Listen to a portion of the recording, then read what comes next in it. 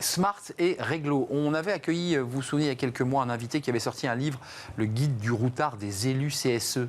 Oui, parce que les élus CSE, ils doivent travailler dur pour bien prendre en main leurs nouvelles fonctions. Et on fait justement le bilan de ces CSE et on en parle avec Louise Penny. Bonjour Louise. Bonjour. Vous êtes avocate associée au sein du cabinet Voltaire, avocat avec un S.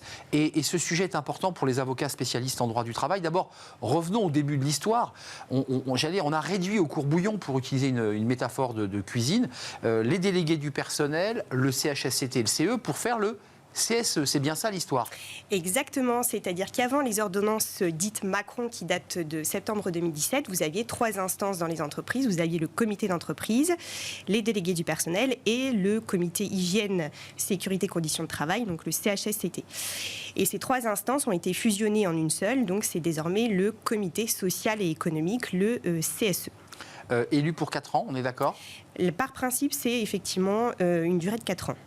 Concrètement, qu'est-ce qu'il en sort? Vous la praticienne qui observait, qui allait au prud'homme, qui avait en face de vous des élus, qu'est-ce qui ressort de ce CSE? Parce que l'idée, c'était d'y avoir moins d'élus, oui, moins de dispersion. Puis quand on écoute les élus en contre-champ, ils vous disent, mais nous, on est perdus, on n'a pas le temps de travailler les dossiers, il y a trop de travail.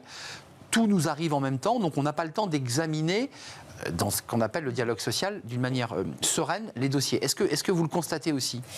Alors, on entend effectivement cette revendication-là de la part des organisations syndicales et des élus. L'objectif de cette réforme, c'était de rationaliser en fait le dialogue social dans les entreprises, puisque vous aviez des élus qui parfois avaient 3 casquettes, qui étaient membres du comité d'entreprise, qui étaient délégués du personnel et CHSCT. Donc l'objectif, c'était vraiment un objectif de rationalisation, de simplification du dialogue social. Sauf que ce qu'on a constaté, c'est que il y a eu dans la majeure partie des entreprises, une centralisation excessive en fait, de la représentation du personnel et un affaiblissement de la représentation de proximité. C'est-à-dire qu'on a des élus qui se sentent parfois éloignés du terrain et vice-versa, des salariés qui se sentent éloignés de leurs représentants du personnel.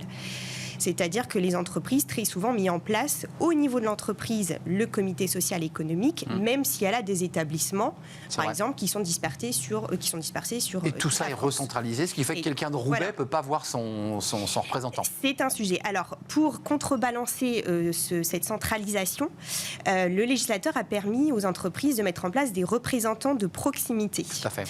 Donc, qui correspondent peu ou prou aux anciens délégués du personnel, c'est-à-dire que leur mission, c'est de porter les réclamations individuelles des salariés. Et de faire remonter.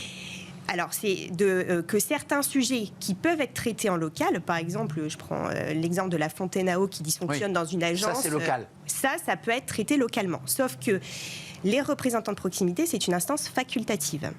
Donc, toutes les entreprises n'ont pas mis en place de représentants de proximité, quand bien même elles ne sont dotées que d'un comité social économique qui représente tous les salariés.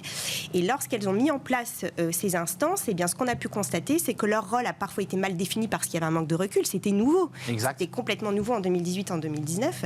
Et on constate aussi des difficultés d'articulation avec le CSE. C'est-à-dire qu'il faut voir comment on articule les missions du CSE avec les missions des représentants. Qui fait quoi et quelles sont les fonctions de chacun? Qui fait quoi exactement? Louise, quand même, avant de nous quitter, il nous reste un petit peu de temps, mais il y a 2-3 sujets qui sont importants, qui sont les questions de renouvellement. Oui. Et puis, il y a eu aussi un débat qui est posé aujourd'hui, notamment pour les entreprises Céveso, qui est la question du CHSCT, c'est-à-dire la santé au travail. Oui. Et certains élus disent, mais nous, on est multifonction et finalement, on fait mal notre boulot sur ces questions de santé au travail. Oui, alors c'est vrai qu'il y a aussi une crise des vocations. C'est-à-dire que maintenant, on a des élus qui se sentent complètement surchargés parce qu'il faut à la fois qu'ils maîtrisent les questions économiques et les questions santé, sécurité, conditions de travail. Oui. On a des formations obligatoires. Un élu qui est élu pour la première fois au CSE doit être formé sur les questions économiques, sur les questions de santé, sécurité, conditions de travail. Mais c'est vrai qu'on est sur des domaines quand même qui sont quand même assez spécifiques. Et puis on a le CSE qui a vu ses missions élargies, notamment sur les sujets santé, sécurité, conditions de travail. Louise, vous êtes une spécialiste. Il faut quand même préciser qu'il y a des DRH aujourd'hui qui disent mais nous on est en pénurie de main-d'œuvre d'un côté, puis de l'autre côté on est en pénurie d'OS, c'est-à-dire d'organisation et de représentants. Ça veut dire que c'est compliqué pour la vie de l'entreprise. Et s'il n'y a pas de délégués et de représentants, l'entreprise, elle est en difficulté. Alors, elle peut être en difficulté. Elle peut être en difficulté si, par exemple, on n'a pas de délégué syndical, parce qu'en fait, tous les accords collectifs qu'elle souhaiterait en fait négocier, pas de représentation syndicale. Donc après, on peut négocier quand même avec les membres du CSE, mais c'est vrai que c'est pas leur mission première, c'est quand même les organisations syndicales via les délégués syndicaux. Et on a effectivement des DRH qui anticipent en fait des difficultés pour que les organisations syndicales trouvent des candidats à présenter. C'est le DRH qui va aller voir quelqu'un en disant tu veux pas te présenter, ça nous arrangerait. Ça peut arriver. Je l'ai déjà vu effectivement. Je l'ai déjà vu.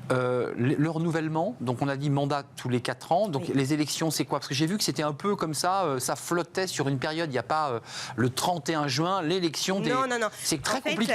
Les entreprises avaient jusqu'au 31 décembre 2019 pour mettre en place leur premier CSE. Donc après, en fait, en fonction de leur calendrier électoral, certaines ont mis en place leur CSE dès 2018, d'autres en 2019. Et donc à partir de là, on compte 4 ans plus tard. Et donc là, globalement, on arrive en fait dans la phase de renouvellement des CSE dans la majeure partie des entreprises. Bon ou mauvais finalement CSE? Utile? Alors, je pense qu'en fait, ça a permis effectivement de rationaliser peut-être le dialogue social, mais à l'occasion du renouvellement, je pense qu'une réflexion doit être menée au sein des entreprises, faire le bilan de ce qui a fonctionné, de ce qui n'a pas fonctionné, et éventuellement se poser la question si on n'a pas intérêt à faire évoluer l'instance et à réintroduire peut-être plus de proximité dans le dialogue social. C'est le débat que vous soulevez, c'est-à-dire créer des échelons intermédiaires pour que les salariés soient réellement représentés lorsqu'ils ont élu quelqu'un qui ne voit plus pendant 4 ans, et ce qui arrive parfois. Merci Louise Pony. Merci à vous. De nous avoir rendu visite, avocate associée au sein du cabinet Voltaire Avocats. On fait une courte pause et là on va faire on va tourner une page et on va s'intéresser à un spectacle. Vous allez voir, pas n'importe quel spectacle, qui est en relation d'ailleurs avec nos émotions et donc avec le monde du travail. On va recevoir le créateur et puis l'acteur principal qui est sur scène au théâtre de l'Européen. Ils vont tout nous raconter sur ce spectacle, ce concept. C'est juste après la pause.